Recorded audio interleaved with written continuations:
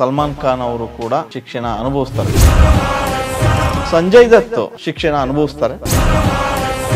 ದುನಿಯಾ ವಿಜಯ್ ಜೈಲಿಗೆ ಹೋಗಿ ಬಂದ್ರು. ದರ್ಶನ್ ಕೂಡ ಜೈಲಿಗೆ ಹೋದ್ರು. ದರ್ಶನ್ ಜೈಲಿಂದ ಬಂದ ತಕ್ಷಣ ಅವ್ರ ಮಾರ್ಕೆಟ್ ಕಮ್ಮಿ ಆಗುತ್ತಾ ಅಥವಾ ರೈಸ್ ಆಗುತ್ತಾ? ಕನ್ನಡ ಚಿತ್ರರಂಗ ಪದೇ ಪದೇ ಸುದ್ದಿ ಆಗ್ತಾನೆ ಇತ್ತು. ಅಂದರೆ ಸಿನಿಮಾ ವಿಚಾರವಾಗಿ ಸಕ್ಸಸ್ಫುಲ್ ಸಿನಿಮಾಗಳು ಕನ್ನಡ ಚಿತ್ರರಂಗದಲ್ಲಿ ಯಾವಾಗ ಬಂದವು ಅಲ್ಲಿಂದ ದೇಶಾದ್ಯಂತ ಕನ್ನಡ ಚಿತ್ರರಂಗದ ಕಡೆ ಒಂದಿಷ್ಟು ಜನ ತಿರುಗಿ ನೋಡಿದ್ರು. ಈಗ ಎಂದಿಗಿಂತ ಜಾಸ್ತಿ ಕನ್ನಡ ಚಿತ್ರರಂಗದ ಮೇಲೆ ಒಂದಷ್ಟು ಸುದ್ದಿಗಳು ಹರಿದಾಡ್ತಾ ಇದೆ. ಸಿನಿಮಾಗಳ ವಿಚಾರವಾಗಿ ಅಲ್ಲ, ಈ ಬಾರಿ ಸುದ್ದಿಯಾಗಿದ್ದು ಕನ್ನಡ ಚಿತ್ರರಂಗ ಒಂದು ಕೊಲೆಯ ಪ್ರಕರಣ ವಿಚಾರವಾಗಿ. ಅಂದರೆ ರೇಣುಕಾಸ್ವಾಮಿಯ ಏನು ಕೊಲೆ ಪ್ರಕರಣ ನಡೀತು, ಆ ಕೊಲೆ ಪ್ರಕರಣದಲ್ಲಿ ಸ್ಟಾರ್ ನಟ ದರ್ಶನ್ ಅವರು ಆರೋಪಿಯಾದರು ಅನ್ನೋದು ಸುದ್ದಿ. ಸೊ ಈ ವಿಚಾರವಾಗಿಯೇ ಸಾಕಷ್ಟು ಚರ್ಚೆ ಆಗಿದ್ದಲ್ಲದೆ ದರ್ಶನ್ ಈಗ ಜೈಲು ವಾಸ ಕೂಡ ಅನುಭವಿಸ್ತಾ ಇದ್ದಾರೆ. ಸಿನಿಮಾ ರಂಗದಲ್ಲಿ ಇರ್ತಕ್ಕಂಥ ನಟರು, ಯಾವುದೇ ಒಬ್ಬ ನಟ ಮತ್ತು ನಟಿ ಒಂದು ಸಣ್ಣ ವಿಚಾರಕ್ಕೂ ಸುದ್ದಿ ಆಗ್ತಾರೆ. ಅವರು ಹೊಸ ಕಾರ್ ತಗೊಂಡ್ರು ಸುದ್ದಿ ಆಗ್ತಾರೆ, ಹೊಸ ಬಟ್ಟೆ ಹಾಕ್ಕೊಂಡ್ರು ಸುದ್ದಿ ಆಗ್ತಾರೆ, ಅಥವಾ ಇನ್ನೆಲ್ಲೋ ಬೀದಿ ಬದಿಯಲ್ಲಿ ಒಂದು ಟೀ ಕುಡಿದ್ರೂ ಕೂಡ ಅದು ವೈರಲ್ ಆಗುತ್ತೆ. ಸೊ ಅಂಥ ನಿಟ್ಟಿನಲ್ಲಿರುವಾಗ ಒಬ್ಬ ಸ್ಟಾರ್ ಈ ಪ್ರಕರಣಕ್ಕೆ ಏನು ಆರೋಪಿಯಾದರು ಅನ್ನೋದಿದೆಯಲ್ಲ, ಅದು ದೊಡ್ಡ ಮಟ್ಟದ ಚರ್ಚೆ ಆಗ್ತದೆ. ದರ್ಶನ್ ವಿಚಾರವಾಗಿ ನೋಡಿದ್ರೆ ಹಿಂದೆನೂ ಕೂಡ ಅಂದರೆ ವೈಯಕ್ತಿಕ ಕಾರಣಕ್ಕೆ ಅವರು ಜೈಲು ಶಿಕ್ಷೆ ಅನುಭವಿಸಿ ಹೊರಬಂದಿದ್ದರು.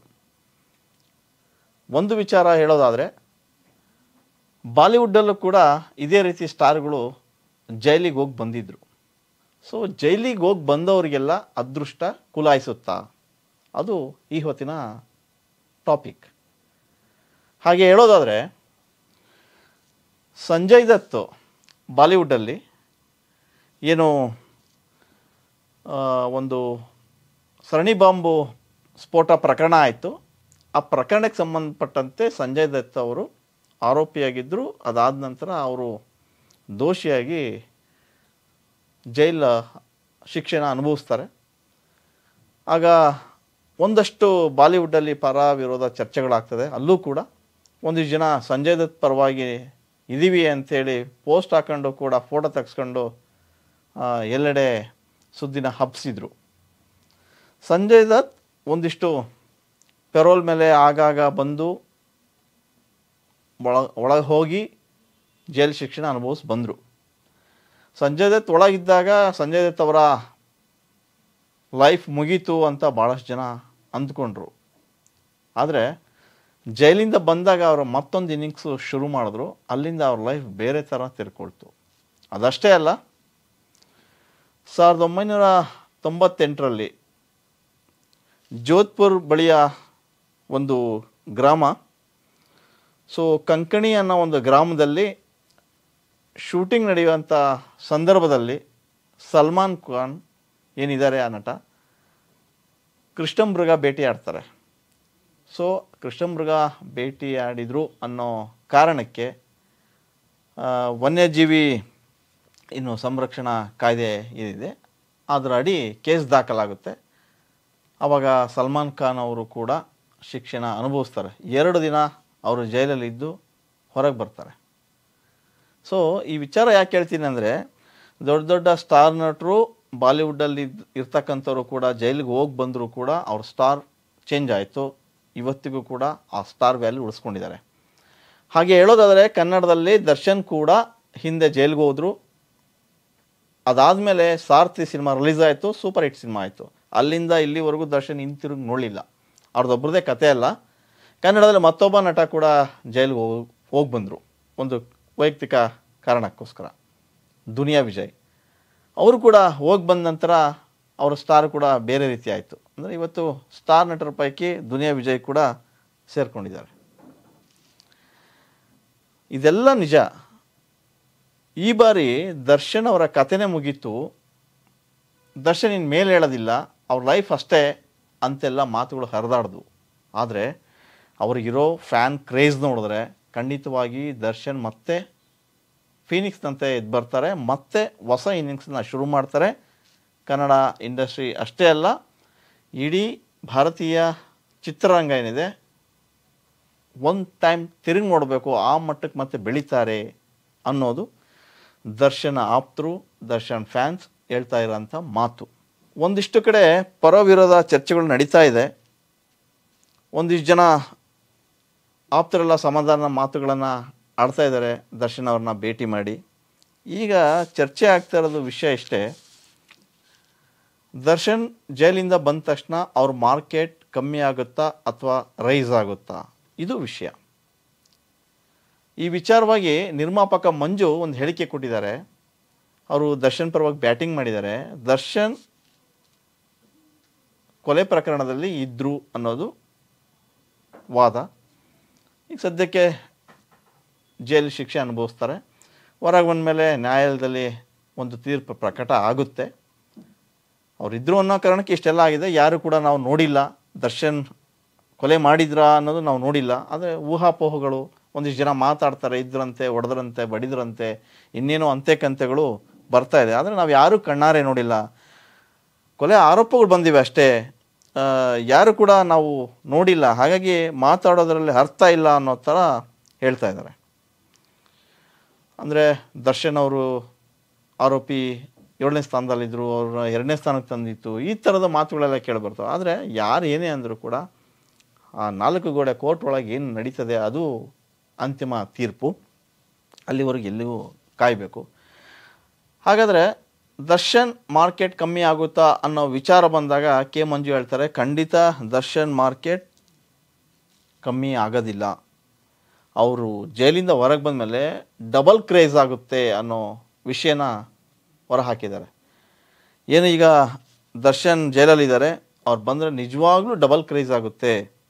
ನಿರ್ಮಾಪಕರಿಗೆ ಏನು ಬರೋ ಲಾಭ ಇದೆ ಅದು ಡಬಲ್ ಆಗುತ್ತೆ. ಅವರಿಗೆ ಇಷ್ಟು ಜನ ನಿರ್ಮಾಪಕರು ಅಡ್ವಾನ್ಸ್ ಕೊಟ್ಟು ಬುಕ್ ಮಾಡಿದ್ದಾರೆ.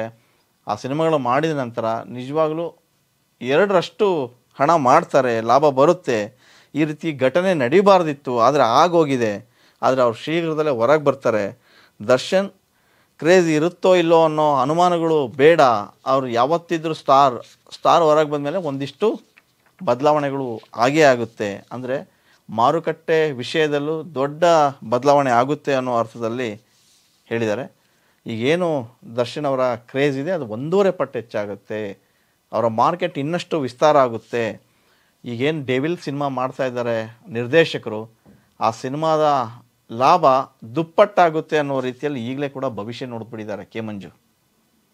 ಇರ್ಬೋದು, ಯಾಕಂದರೆ ಹಿಂದೆ ದರ್ಶನ್ ಜೈಲಿಗೆ ಹೋಗಿ ಬಂದಮೇಲೆ ಸಾರಥಿ ಅಂತ ಒಂದು ಸಿನಿಮಾ ಬಂತು. ಆ ಸಿನಿಮಾ ಸೂಪರ್ ಹಿಟ್ ಸಿನಿಮಾ ಆಯಿತು.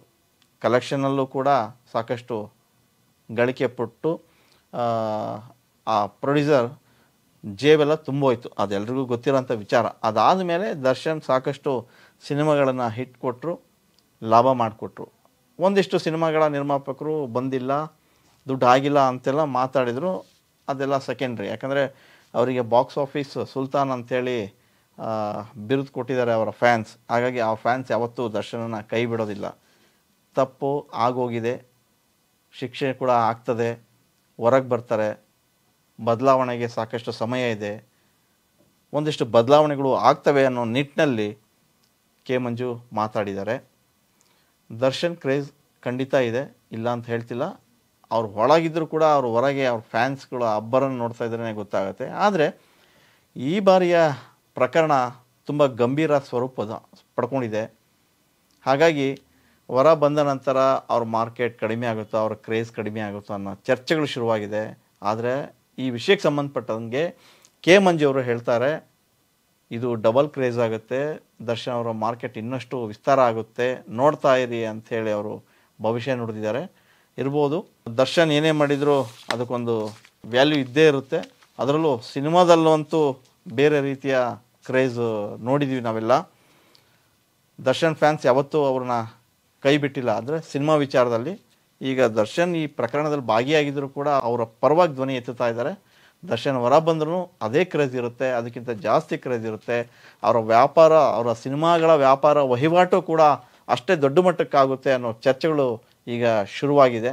ಅಂದರೆ ದರ್ಶನ್ ಪ್ರಕರಣದಿಂದ ಒಳಗೆ ಹೋಗಿದ್ದಾರೆ, ಅದ್ರ ಬಗ್ಗೆ ಅದು ತಪ್ಪು ಸರಿ ಅನ್ನೋದ್ರ ಬಗ್ಗೆ ಚರ್ಚೆ ಆಗ್ತದೆ. ಅವೆಲ್ಲ ಹೊರತುಪಡಿಸಿದರೂ ಕೂಡ ಕನ್ನಡ ಚಿತ್ರರಂಗದಲ್ಲಿ ಈಗಿನ ಏನು ಸ್ಥಿತಿಗತಿನ ನೋಡ್ತಾ ಇದ್ದರೆ, ಸಿನಿಮಾಗಳು ಯಾವುವು ಹಿಟ್ ಆಗ್ತಾ ಇಲ್ಲ, ಜನ ಯಾರೂ ಥಿಯೇಟ್ರಿಗೆ ಬರ್ತಾ ಇಲ್ಲ, ಆ ಕಡೆ ಟಿ ವಿ ರೈಟ್ಸ್ ಹೋಗ್ತಾ ಇಲ್ಲ, ಒ ಟಿ ಟಿನಲ್ಲಿ ಯಾರೂ ತೊಗೊಳ್ತಾ ಇಲ್ಲ. ಹೀಗಿರುವಾಗ ಕನ್ನಡ ಸಿನಿಮಾಗಳು ಅಧೋಗತಿಯಲ್ಲಿದೆ. ಕನ್ನಡ ನಿರ್ಮಾಪಕರು ಬೀದಿ ಬರ್ತಾ ಇದ್ದಾರೆ, ಟೆಕ್ನಿಷಿಯನ್ ಅತಂತ್ರ ಸ್ಥಿತಿಯಲ್ಲಿದ್ದಾರೆ, ನಿರ್ದೇಶಕರ ಪಾಡೇನು, ಕತೆಗಾರರ ಗತಿ ಏನು, ಈ ರೀತಿಯ ಚರ್ಚೆಗಳು ನಡೀತಿರುವಂತಹ ಬೆನ್ನಲ್ಲೇ ದರ್ಶನ್ ಕ್ರೇಜ್ ಮತ್ತಷ್ಟು ಹೆಚ್ಚಾಗುತ್ತೆ. ದರ್ಶನ್ ಬಂದಾಗ ಈಗೇನಿದೆ ಅದಕ್ಕಿಂತ ದುಪ್ಪಟ್ಟಾಗುತ್ತೆ, ಅವರ ಸಿನಿಮಾಗಳು ಸೂಪರ್ ಹಿಟ್ ಆಗುತ್ತೆ ಅನ್ನೋದ್ರ ಬಗ್ಗೆ ಚರ್ಚೆ ಜಾಸ್ತಿ ನಡೀತಾ ಇದೆ. ಯಾಕೆ ಈ ಮಾತನ್ನು ಹೇಳ್ತಾ ಇದ್ದೀನಿ ಅಂತಂದರೆ, ಜೈಲಿಗೆ ಹೋಗಿ ಬಂದಾಗ ಒಂದಿಷ್ಟು ನಟರ ಅದೃಷ್ಟ ಬದಲಾಗಿದೆ. ಸೊ ಅದು ಈಗಾಗಲೇ ಸಾಕಷ್ಟು ಉದಾಹರಣೆಗಳು ಕೂಡ ಇದೆ. ನಾನು ಆಗಲೇ ಹೇಳ್ದಂಗೆ ಬಾಲಿವುಡ್ಡಲ್ಲಿ ಸಂಜಯ್ ದತ್ತು, ಸಲ್ಮಾನ್ ಖಾನ್ ಅವರು ಕೂಡ ಜೈಲಿಗೆ ಹೋಗಿ ಬಂದಂಥವ್ರು.